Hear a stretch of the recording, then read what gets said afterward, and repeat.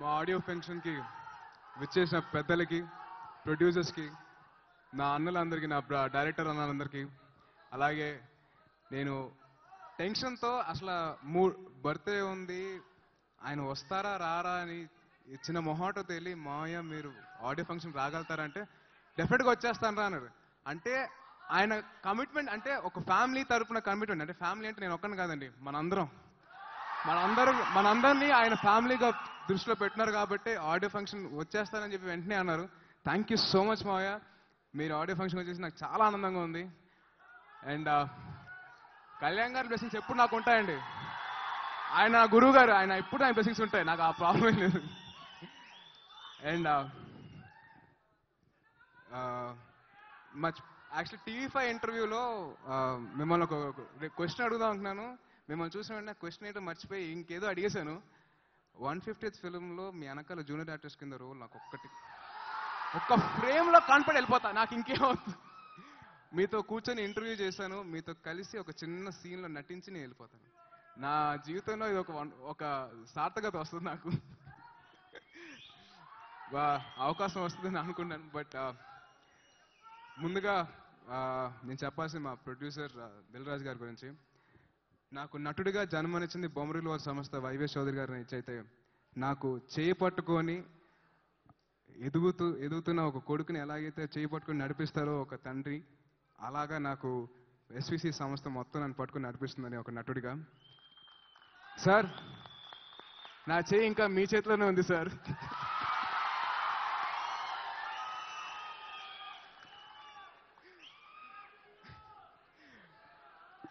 Sir, మీరు Teju cinema అని చెప్పండి, నేను వెంటనే వచ్చేస్తాను సార్ మీ దగ్గరికి.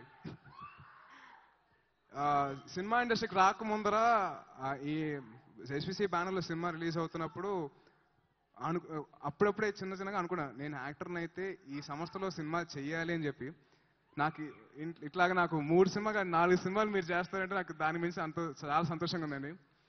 అండ్ అలాగే మా దిల్ రాజు గారు కో ప్రొడ్యూసర్స్, మా శిరీష్ గారు, లక్ష్మణ్ గారు, వాళ్ళు కూడా సపోర్ట్ నాకు ఎంతో ఉంది. వాళ్ళు ఎప్పుడు చూసినా చాలా ఫ్రెండ్లీగా, చాలా అంటే ఒక ఫ్యామిలీ లాగా ఉండిందండి నాకు ప్రొడక్షన్ నుంచి.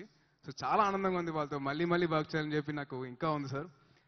అండ్ తెలుగు ఫిల్మ్ ఇండస్ట్రీకి వచ్చిన తర్వాత నాకు ఒక అండగా ఉన్న మా అన్నయ్య హరీష్ అన్న.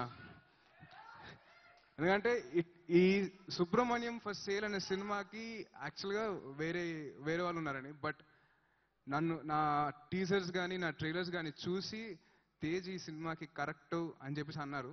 నాకు టెన్షన్, అంటే ఆ కథ విన్న తర్వాత అంత పర్ఫార్మెన్స్ నేను చేయగలుగుతానా అని చెప్పి నాకు చిన్న భయం అండి. కానీ ప్రతి క్షణం అనుక్షణం నా పక్కనే ఉండి నేను ఎలా పర్ఫామ్ చేయాలి, నేను ఎలా ఇమోట్ చేయాలి, నేను ఏం చేయాలి, ఎలా చేయాలని చెప్పి ప్రతి చిన్న డైలాగ్ నుంచి ప్రతి చిన్న ఎక్స్ప్రెషన్, ఇవాళ థియేటర్కల్ ట్రైలర్లో మీరు నన్ను చూశారంటే ఆ యాటిట్యూడ్ కానివ్వండి, ఆ భావాలు కానివ్వండి, ఆ ఎమోషన్స్ కానివ్వండి, అదంతా మొత్తం నన్ను గైడ్ చేసింది నా హరీష్ అన్నే. నా స్వార్థంగా నేను నా హరీష్ అని చెప్పి నేను పిలుచుకుంటాను, నాకు ప్రాబ్లం లేదు. సో అలాగ నన్ను గైడ్ చేసి ఎక్కడ ఏది చిన్న స్టెప్ నుంచి నా ఫస్ట్ ఆఫ్ ఆల్ నా కంప్లైంట్ వచ్చి నా హెయిర్ స్టైల్ అండి. పిల్లను లేని సినిమాకి ఆ హెయిర్ స్టైల్ ముందే ఫస్ట్ మొత్తం తన కసింతో చూపించారు, ఎలాగైనా కానీ ముందు ఆ హెయిర్ స్టైల్ మార్చాలి అని. సో అండ్ నా కాస్ట్యూమ్స్ నుంచి అన్ని ప్రతిదీ దగ్గరుండి తను జాగ్రత్త తీసుకున్నారు. So thank you so much అన్న.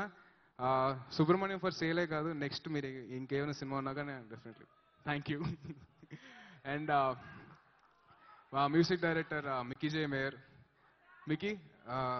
మిక్కీ జే మేయర్ నుంచి నేను ఇట్లాంటి ఆల్బమ్ ఎక్స్పెక్ట్ చేయలేదు. ఎందుకంటే మిక్కీ జే మేయర్ అంటే చాలా ప్లెజెంట్ మ్యూజిక్, సాఫ్ట్ మ్యూజిక్ అంత అలా ఎక్స్పెక్ట్ చేశాను. బట్ ఈ సినిమాలో అయితే Mickey J mayor on red bull, ఆ ఎనర్జీ డ్రింక్ అంతా, ఆ ఎనర్జీ అంతా కనపడుతుంది. So thank you so much Mickey. నేను సాంగ్స్ షూట్ చేస్తున్నప్పుడు కానీ, డాన్స్ చేస్తున్నప్పుడు కానీ అసలు ఎంజాయ్ చేశాను. I was really enjoying it. Thank you so much for such lovely music Mickey. మా లిరిక్ రైటర్స్ వనమాలి గారు, చంద్రబోస్ గారు. సార్, చంద్రబోస్ గారితో నాకు ఎప్పటి నుంచో అనుబంధం అండి. Sir thank you so much sir. Telugu అంటే పాట నాకు చాలా నచ్చిందండి, ఎందుకంటే నా తెలుగుతనం, మన తెలుగుతనం అని చాటి చెప్పింది ప్రపంచం అంతా. So thank you so much sir. ఇట్లాంటి పాటలు నేను మీతో మళ్ళీ రాయిపించుకొని చెప్పి నేను ఆశిస్తున్నాను. Thank you so much. And మా కెమెరామ్యాన్ రామ్ ప్రసాద్ గారు. సార్, నన్ను ఇంత అందంగా చూపించినందుకు చాలా థ్యాంక్స్ అండి.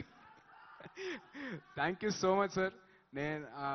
నేను కొన్ని సీక్వెన్సెస్ నేను చూసుకుంటే నేనేంటి ఇలా ఉన్నాను, ఏంటి ఇంత బాగున్నాను, నిజంగా నేనేనా అని చెప్పి నాకు డౌట్ వచ్చింది. Thank you so much sir.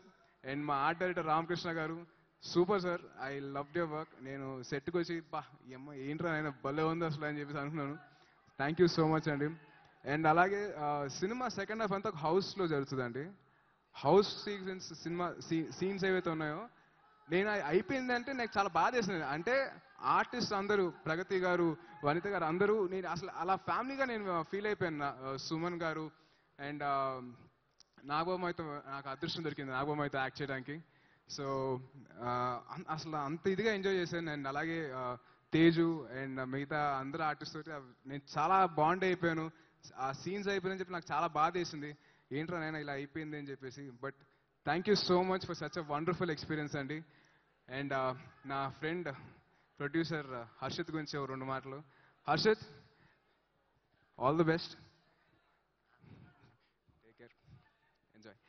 And మా మెగా హీరోయిన్ రెజీనా గారి గురించి 2 మాటలు. రెజీనా తోటి నేను ఇది నా 2వ సినిమా. ఫస్ట్ సినిమాకి మంచి రెస్పాన్స్ వచ్చింది. సో అండ్ సెకండ్ సినిమాకి I am really happy to work with you. So చాలా dedicated and very hard working artist అండి తను. సో అటువంటి ఆర్టిస్ట్తో నేను చాలా నేర్చుకున్నాను. Because as a senior actress just done lot of hard work. And తను కమిట్మెంట్ కానీ భాష రాకపోయినా తను చేసిన హార్డ్ వర్క్ నేను బాగా నేర్చుకున్నాను. So thank you so much Regina. And వస్తున్నాను. ముందుగా నేను ఒక్క నిమిషం అండి, అంటే ఒక్క నిమిషం మీరు ఓకే.